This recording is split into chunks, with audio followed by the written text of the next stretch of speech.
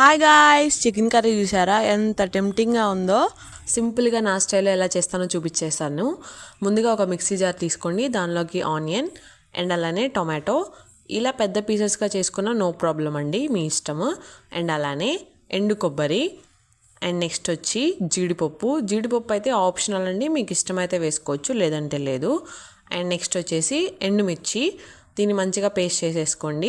Next ఒక బాండీ పెట్టుకొని దాంట్లోకి ఒక 2 పెద్ద table spoons of oil and అల్లం వెల్లుల్లి పేస్ట్, అది మంచిగా వేగిన తర్వాత మనం ఏదైతే మిక్సీ పట్టామో ఆ పేస్ట్ని తీసుకొచ్చి ఆయిల్లో వేసి ఆయిల్లో మంచిగా ఫ్రై అవ్వాలండి. ఫ్రై అయిన తర్వాత ఒక చిటికెడంత పసుపు, తర్వాత ఆ పేస్ట్ మంచిగా ఫ్రై అవ్వాలి ఆయిల్లో. అలా ఆయిల్ పైకి తేలాలి గాయస్.